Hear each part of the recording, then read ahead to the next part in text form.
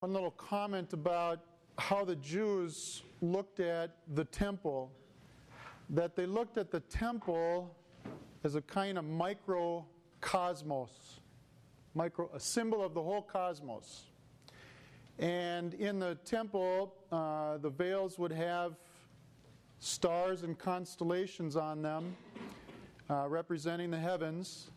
And even the menorah, which was the kind of candelabra, had 7 candles, represented the sun and the moon and the 5 planets that they knew at the time. And so there was this real symbolism. This temple is like the universe to us. I helped to build a church in St. Michael too, and I think about the stars that some of the authors who wrote the icons put on our dome and in the apse, and how much their theory too is that the cosmos is enveloped here in heaven too, the atmosphere of heaven. Well, the warning in the gospel is that, the cosmos is going to have a day of tribulation. And soon after Jesus speaking, of course, the temple was destroyed in 70 AD by the Romans. And so, in a way, that prediction came to be humanly in history at that time. And in another way, He is the temple. And He too died. But what about for us today? Well, for us today, here at the end of the liturgical calendar, the end of the season, He's saying, look and see the signs and be ready. And be ready. I was listening to a commentator on Channel 2 today. I was just plucking along a little bit, and she was talking about how Hurricane Sandy was another example of global warming, that was global warming. Well, on a different site on the web, reading previously, that kind of storm would be a sign that God is warning us. Turn to Him. And maybe it's both. But what strikes me the most is that Jesus says, when you see these tribulations, when the heavens are struck and the sun is blanketed and the moon turns red like blood, know that I am at the gates. And I would think just the opposite. If we've got a storm going on, God is nowhere here. Where are you, Lord? Because the storm is the sign that God is distant and maybe can lead to doubts. He's not in control. Does He really care about me? So the elect are gathered from the 4 winds, north, south, east, west. And who are the elect? Well, the elect are those who can endure the tribulation and remain with some faith, some hope, some love. That know that God is at the gates and are prepared for the doors to be opened. We're all going to experience some tribulation in this life. Some moments that are low and difficult, and other moments that are ecstatic and wonderful. But going through those moments, to conduct ourselves in a way that is ready for the end times. And no one knows, not even the Son of Man. If someone comes up to you and says, the world's going to end in December because the Mayan calendar says so. Did you hear that one yet? Yep, the Mayan calendar. Isn't it this December? It's this December. I'm not betting on that one, are you? No, don't go by that Mayan calendar. Good, I'm glad. We're all thinking alike here. But still, if it happened today or tomorrow, we want to be prepared. I have one suggestion for a way to be prepared. It's my only key point for you to take with you for an action item. I had a wedding this weekend back in St. Michael where I was pastor, and the couple very beautifully given to Christ, to their faith.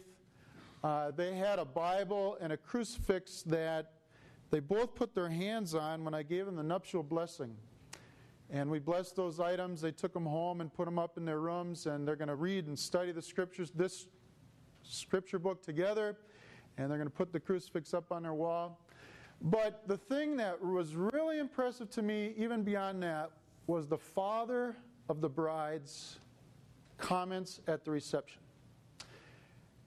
A lot of times people stand up and give their toasts, and they're going to say funny things like, I've heard many of them, and he puts his hand on hers when they're cutting the cake, and the best man says, aha, that's the last time you'll have the upper hand.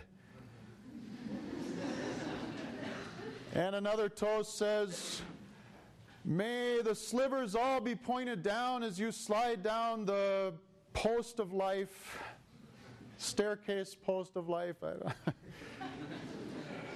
Someone wants to offer a toast and they say, I want to offer this precious toast to the caterer. That was funny too. Well, anyway, the father of the bride stands up and he says this. He says, Nick did a very honorable thing. He came to me beforehand and he said, I want to ask for your daughter's hand in marriage, and I want to ask you and your wife if you're okay with that.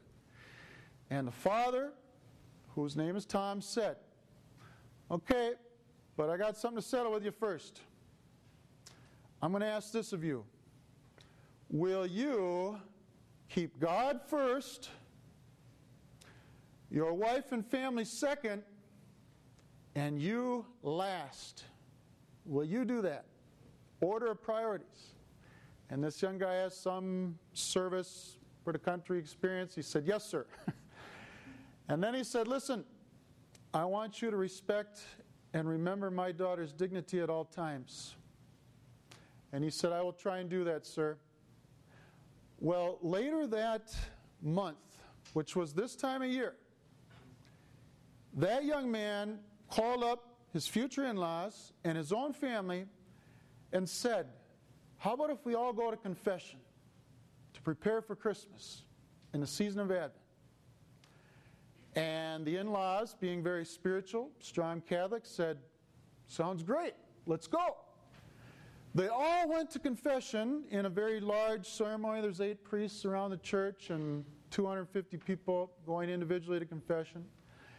And the father of the bride said, when you come out of confession, you feel awesome. But I learned that month there's another awesome feeling that is almost as great. And that is when you look across the church and you see your daughter and future son-in-law going to confession. His heart wanted so badly for them to know the love and the mercy of God. That is a beautiful father's heart. And I thought, wow, 350 people at this wedding reception just heard that father. And his heart speaks so with such conviction and love for his daughter, how precious she is to him, and yet how precious is his faith, and how much he longed for them to practice it. So, in this season that we think about the end times, Christ returning and tribulations, one thing that you can do, go to confession. In the season of Advent, I'm going to hear confessions for the 20 minutes before Mass starts. Okay? I always hear them after Mass, but I hear them before Mass too. And for those who aren't of the Catholic tradition, I invite you to consider again repenting in some personal way and asking God's mercy. This young man who got married not only went to confession, but he invited his whole family to do it. Is there somebody you could invite? Is there someone in your family you think, you know what? It'd be real awesome if my brother went to confession for the first time in 10 years. I'm going to invite him this Advent.